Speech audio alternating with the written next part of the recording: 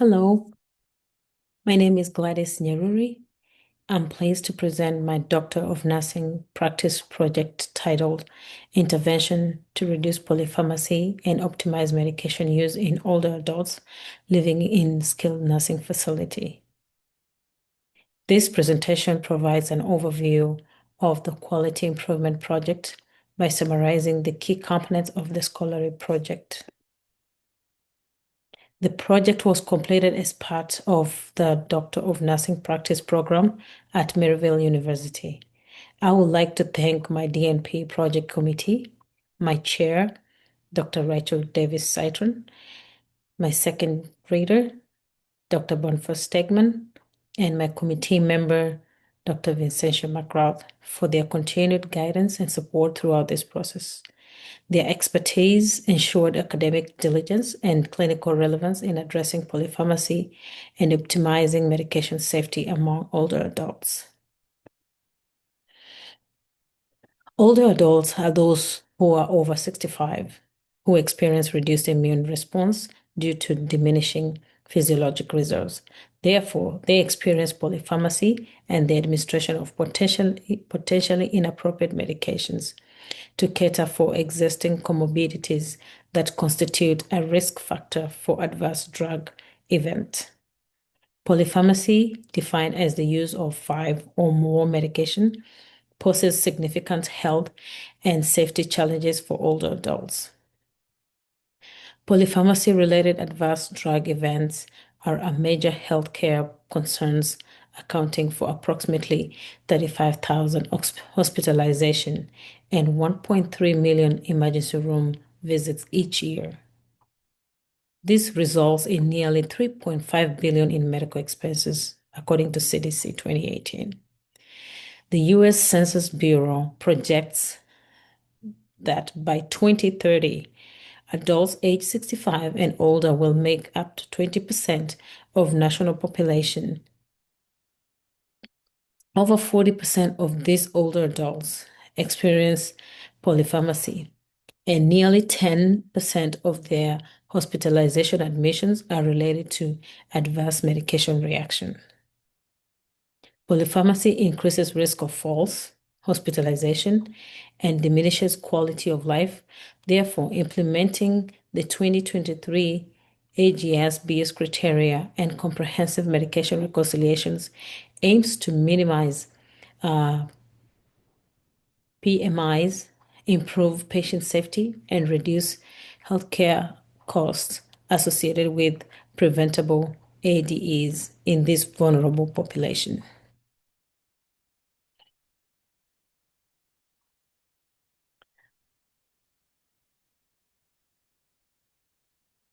The purpose and overarching aim, the QI project sought to determine whether comprehensive medication reconciliation and the BS criteria de-prescribing tool resulted in reduction of polypharmacy and drug complication within selected skilled nursing facility.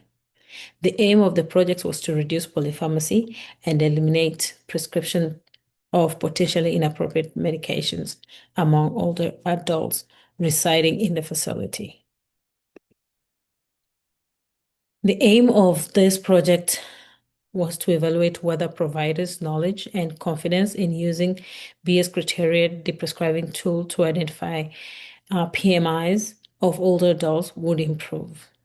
It's also sought to determine whether providers will disclose an improvement in self-competence and satisfaction regarding implementation of BS criteria. The project also aimed to evaluate providers' knowledge and confidence in completing comprehensive medication reconciliation. The literature review. The clinical question was, in older adults living in skilled nursing facilities, does the implementation of comprehensive medication review, BS criteria, and de-prescribing protocol compared to the usual care lead to reduction of polypharmacy and improvement in medication-related complications within 6 weeks? The initial research resulted in 519 articles The limiting research parameters were also selected of publication year ranging from 2019 to 2024. And the classification of these types of articles with the key selection being cohort studies, and cross-sectional studies and randomized control trials and case control studies.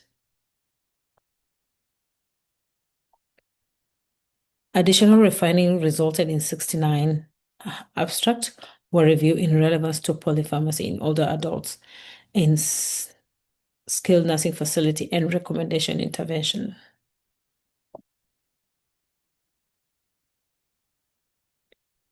And 10 primary sources articles were selected based on their relevance during initial search.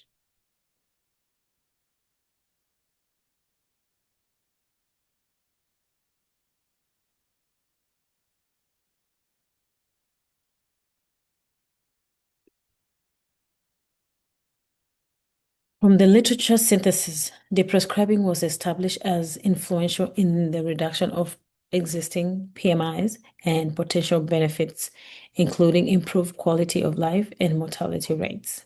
However, there was a variation in findings regarding the effectiveness of the prescribing practices and how it affects prescribing outcomes. The importance of comprehensive medication reconciliation is in identifying polypharmacy was prevalent in the literature review. A reconciliation medication list was identified as helpful for the healthcare professional in identifying older adults experiencing polypharmacy and avoid medication-related errors such as drug interaction, drug dosage mistakes, and duplications.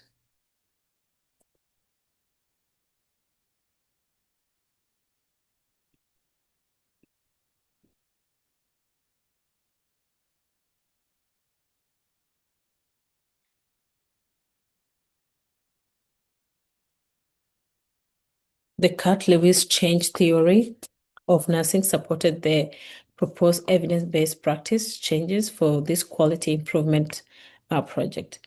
The theory was developed by Kurt Lewin in 1947 as an organization change model composed of three main stages, naming freezing, unfreezing, changing, and refreezing.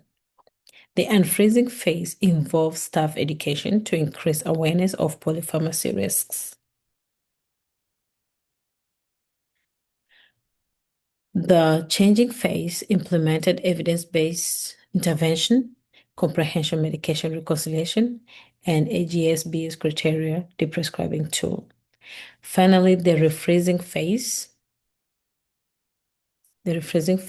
focused on embedding this intervention into standard practice and the facility records in health records workflow. This framework guided the systematic change process, promoting sustainability and long-term adherence to safe medication management practices. The QI project of quantitative exploratory design was through retrospective chart review. Prior to the project, there was no protocol set up to ensure compliance with medication reconciliation and deprescribing for older adults at the skilled nursing facility located in the southeastern region of the United States. To improve patient outcome, a quality improvement program was implemented, and the facility, in collaboration with the providers and the facility manager, it sought to determine the impact of the implementation of multifaceted intervention involving comprehensive medication review and 2023 Beers criteria, the prescribing tool on polypharmacy reduction on this population. The sample for the project entailed electronic health records of older adults experiencing polypharmacy, and therefore there was no direct engagement with participants. The sequential inclusion and exclusion process occurred until the anticipated 18 health records were reviewed. Uh, the records, the student recorded the minimum necessary data to accomplish the project objectives, data, and data collection. I also collected data and was able to de-identify for coding analysis where all potential medication identifiers were removed.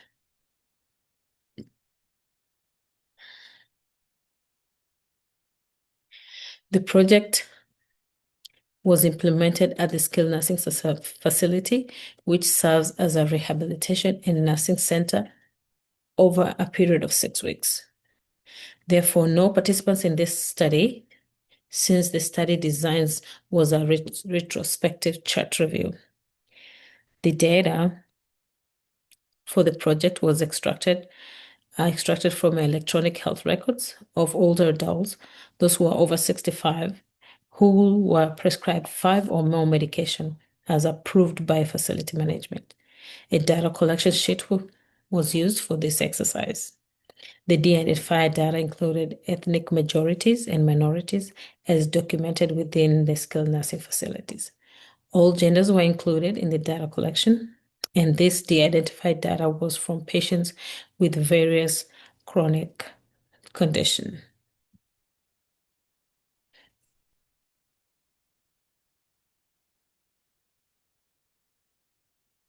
All genders were included. 18 patients were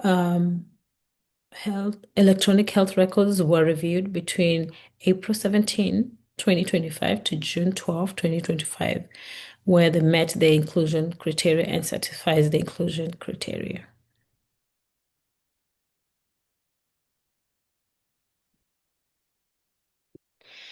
The process of inclusion and exclusion criteria was repeated in a sequential manner until the determined 18 electronic health records were achieved.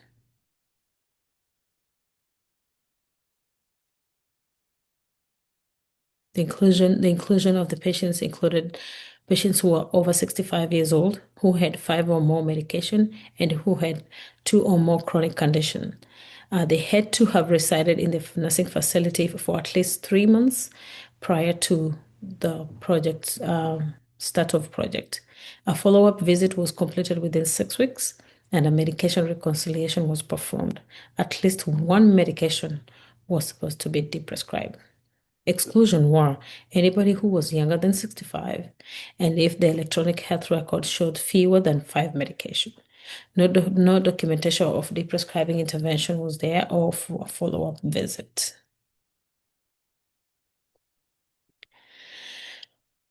The samples. The project sample consisted of 18 older adults, age of 65 and above, residing in a nursing facility. 72 of those were female and 13 were females and 5 were male. 55%, which were 10 of them participants, belonged to 65 to 74. 17%, which is 3 of them, counted for participants in the age of 75 to 84, and 28%, which was 5, represented participants over 85 years. Participants' ethnic composition included 68 Caucasian and 32 African American individuals. Most individuals had multiple chronic conditions, contributing to the high prevalence of polypharmacy. The majority were long-term residents who had been on 5 or more prescribed medication prior to the intervention. This demographic reflects the typical geriatric population commonly seen in skilled nursing facility setting, providing a realistic context for evaluating the effectiveness of prescribing medication reconciliation intervention in reducing PMIs and improving treatment safety. The data analysis used was SPSS version 30 and Microsoft Excel to evaluate intervention effect on medication optimization. A one sample upper tail Z test for proportions compared to observed sample proportion of participants with medication reduction 0.39 to the hypothesized value of 0.75. The results produced a z-score of 3.94 and the p-value of 0.9998, indicating no statistically significant difference between the two proportions. This resulted in an effect size of negative 0.3, representing a moderate deviation from the hypothesized value. The achieved power of 0.1144 suggested that the sample size was too small to detect a meaningful effect. This finding indicates that while statistical significance was not reached, the intervention demonstrated promising clinical improvement through a downward trend in the number of PMIs prescribed post-intervention. Larger sample sizes and extended implementation periods could enhance statistical validity and demonstrate stronger effect in future quality improvement.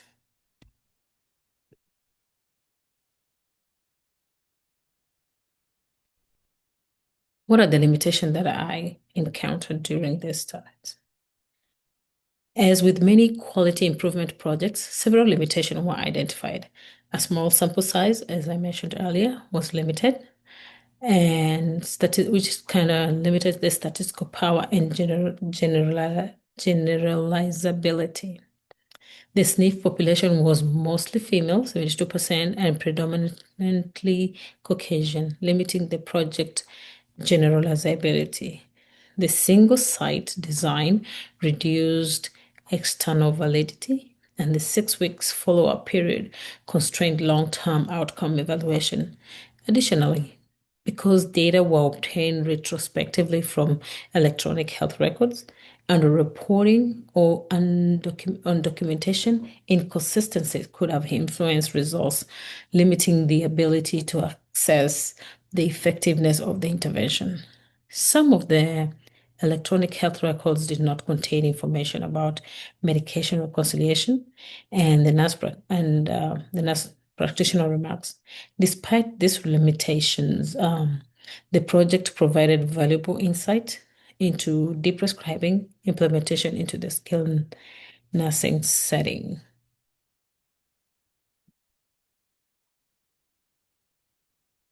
The discussion section highlights the clinical significance, facilitators, barriers, and unintended consequences identified during the intervention. Clinically, the project enhanced medication safety by improving prescribing accuracy and awareness of deprescribing guidelines. Strong leadership support, targeted staff education, and integration of the BS criteria into the electronic health record system served as a major facilitators. However, the project faced barriers, including a very short time, which was 6 weeks intervention timeframe, a small sample size, and a temporarily increases in staff workload. Some unintended consequences emerged, such as strengthened interdisciplinary collaboration, workflow disruption, and hesitancy among family members about deprescribing long-term medications. Some families were already determined they were not going to. Some unintended consequences. Despite these challenges, the intervention fostered a positive shift towards safer, evidence-based prescribing practices and improved interdisciplinary communication within skilled nursing facility.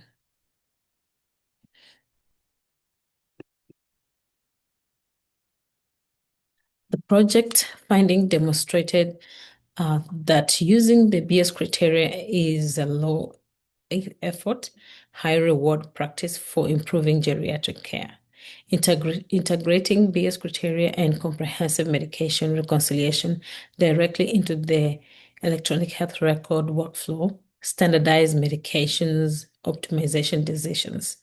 This approach enhanced patient safety by enabling healthcare providers to identify PMIs and evaluate safer pharmacological or non-pharmacological alternatives. The process of deprescribing for PMIs challenged interdisciplinary professionals to discuss their treatment options and consider the risks and benefits of identified PMIs. There was a significant cost savings from reduced PMI patches and avoided advanced drug effect-related hospitalizations. In conclusion,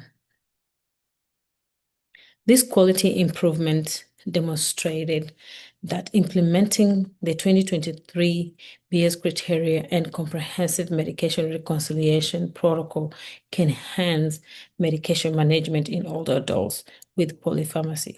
The difference between pre and post intervention proportions was not statistically significant. The Z was equal to 3.94, P was equal to 0.9998.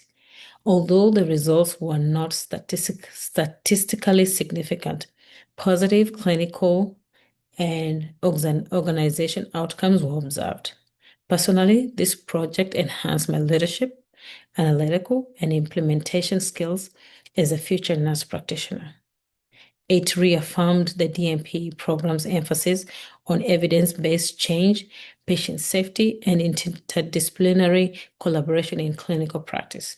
The only thing I would do differently is make the study period longer and expand sample size to obtain more statistically significant results. And these were my references, and thank you all for listening.